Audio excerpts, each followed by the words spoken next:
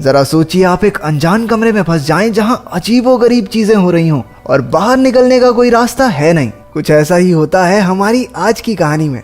कहानी की शुरुआत में हम एक बड़ा सा सफेद कमरा देखते हैं जिसमें एक जापानी आदमी लेटा हुआ था। अचानक से जब उसकी आंख खुली तो खुद को इस बड़े से खाली कमरे में देखकर वो थोड़ा घबरा गया। कुछ देर बाद वो इधर उधर देखने लगा। जब वो एक दीवार के पास गया तो उसने देखा कि दीवार से कुछ बाहर निकला हुआ था। थोड़ी जांच करने के बाद जब उसने उस अजीब सी चीज के सिरे को दबाया तो उसने देखा कि दीवारों से हजारों बेबी एंजल्स बाहर निकलने लगे, पर थोड़ी ही देर में वो सब वापस दीवार के अंदर चले गए।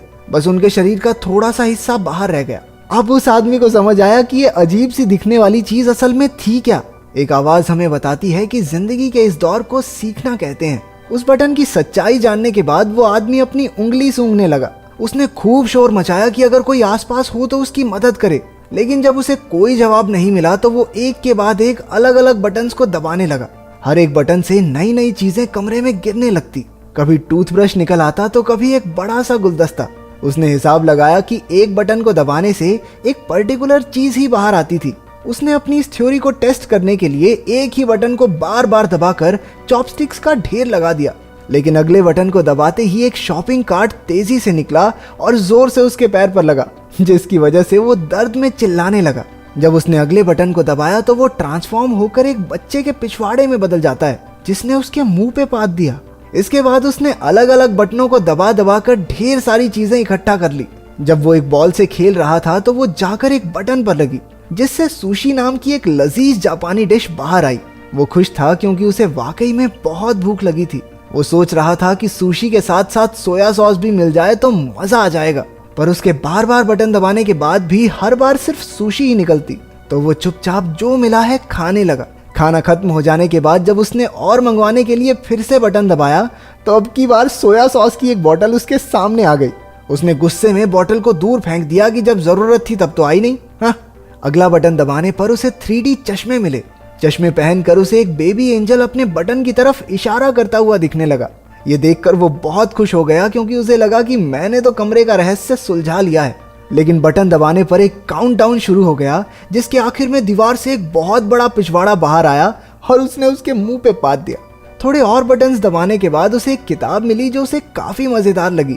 कुछ घंटों में उसने उसके 5 पार्ट पढ़ डाले, लेकिन जब उसने 6ठी किताब पढ़ने के लिए बटन दबाया तो 7वीं किताब बाहर आई। परेशान होकर उसने दूसरा बटन दबाया, लेकिन उसमें से भी 8वीं और 9वीं किताब ही निकली। किताब की चाह में उसने एक और बटन को दबाया, तभी उसे अपने पीछे एक दरवाजा दिखाई पड़ा। वो उसे देखकर बड़ा खुश हुआ कि आखिरकार अब वो बाहर निकल सकता है, लेकिन अपनी इसी एक्साइटमेंट में वो यही भूल गया कि आखिर वो बटन था कौन सा। तो वो ऐसे ही कोई भी बटन दबाने लगा। पहला बटन दबाने से एक अफ्रीकन आदमी एक दीवार से दूसरी की तरफ भागते हुए गया। दूसरे वाले से उसके सर पर पानी गिरने लगा, लेकिन आखिरकार तीसरी बार में दरवाजा खुल गया। पर वो जैसे ही बटन को छोड़कर उस दरवाजे की तरफ जाने लगता वो दरवाजा बंद हो जाता। कुछ देर ट्राई करने के बाद वो समझ गया कि जब तक बटन दबा रहेगा तभी तक दरवाजा खुला रहेगा।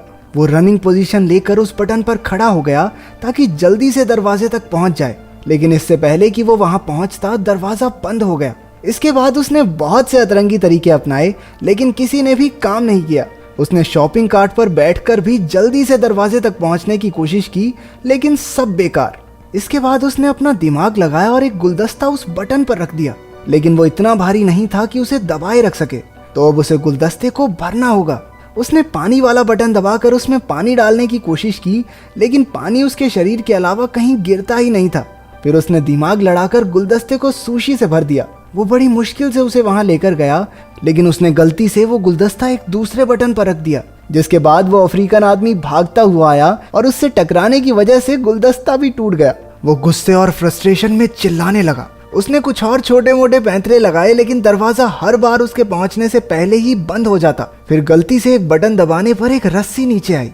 उसने हिसाब लगाया कि रस्सी से झूलकर वो जल्दी से दरवाजे तक पहुंच सकता है, और ऐसा हुआ भी। लेकिन जब उसने दीवार के पीछे मौजूद दरवाजे को खोलने की कोशिश की तो पता चला कि इसे खोलने के लिए एक चाबी की जरूरत थी। वो दीवार के बंद होने से पहले कमरे में वापस आ गया। जब उसने गुस्से में दीवार पर लात मारी तो एक चाबी हवा में तैरने लगी, लेकिन दरवाजे की ही तरह ये चाबी भी बटन छोड़ते ही थोड़ी देर बाद गायब हो जाती। अब उसे कोई तरीका निकालना होगा जल्दी से चाबी लेकर दरवाजे तक पहुंचने का, लेकिन जब उसने चाबी वाला बटन फिर से दबाया तो दीवार में से एक कुत्ता बाहर निकलकर उस पर भौंकने लगा। वो फिर से कंफ्यूज हो गया क्योंकि सारे बटन्स एक जैसे तो दिखते थे। इसके बाद उसने सही बटन ढूंढकर उस पर सुशी का एक टुकड़ा रख दिया।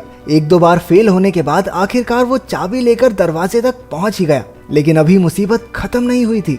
दरवाजे के ऊपर की तरफ एक नंबर वाला लॉक भी था। वो जल्दी से कमरे की तरफ गया, लेकिन बाहर निकलते हुए फिर से दीवार जोर से उसके पिछवाड़े पर लगी। उसने फ्रस्ट्रेशन में प्लंजर दूसरी तरफ फेंका और उसके एक बटन पर लगने से वो अफ्रीकन आदमी फिर से बाहर आया।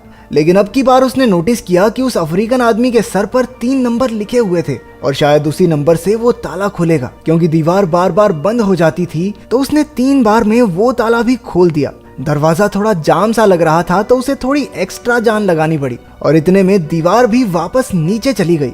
वहां पर इतनी जगह थी ही नहीं कि वो दरवाजे को पूरा खोल सके। वो हताश हो गया और वहीं बैठकर रोने लगा। उसे कमरे के अंदर का समय याद आ रहा था। उसे एहसास हुआ कि कमरे में उसके पास कितना कुछ था। हाँ, वो बाहर नहीं जा सकता था, लेकिन जो चीजें उसके पास थी उसने समय रहते उनकी कदर नहीं की।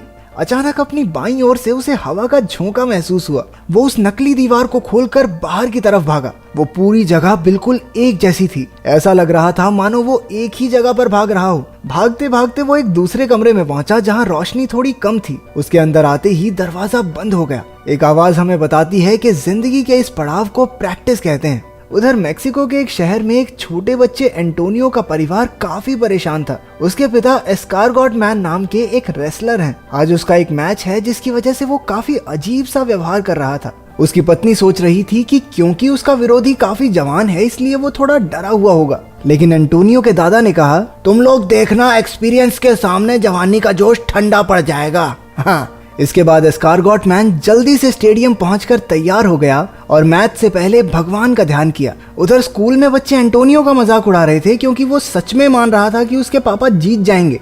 मैच का वक्त होते ही एंटोनियो और उसके दादा भी गाड़ी में स्टेडियम पहुंचे। वो जल्दी से सीट लेकर बड़ी उत्सुकता से मैच शुरू होने का इंतजार कर रहे थे। पहली टीम का नाम था नॉर्दर्न टफ, जिसमें 2 जवान जोशीले पहलवान थे। इसके बाद एंट्री हुई एस्कारगॉट मैन और उसके साथी सिल्वर ईगल की। सिल्वर ईगल पहले तो बेहतरीन तरीके से लड़ रहा था, लेकिन फिर दूसरी टीम के दोनों रेसलर्स ने उस पर एक साथ हमला कर दिया। वो इशारे करके एस्कारगॉट मैन को भी बुलाने लगे, लेकिन वो नियमों को तोड़कर नहीं लड़ना चाहता था। उधर सिल्वर ईगल ने चकमा देकर दोनों रेसलर्स को आपस में ही भिड़ा दिया और खुद बाहर निकल आया। अब एस्कारगॉट मैन की बारी आई, जिस पर वो दोनों पहलवान भारी पड़ रहे थे। उनमें से एक उसके सर पर कुर्सी मारने ही वाला था कि कमरे में बंद उस जापानी आदमी ने एक बटन दबा दिया, जिससे एस्कारगॉट मैन की गर्दन अचानक से लंबी हो गई और उसने दोनों पहलवानों को सर मारकर एक ही बार में नॉकआउट कर दिया। लेकिन उधर कमरे में तो कुछ भी नहीं हुआ, इसलिए वो बार बार उसी बटन को दबाने लगा। इसी चक्कर में एस्कारगॉट मैन ने अपने साथी सिल्वर ईगल, रेफरी और अपने बेटे एंटोनियो तक को सर मार के नॉकआउट कर दिया। इसके बाद वो पागलों की तरह अपने सर से घंटी बजाने लगा।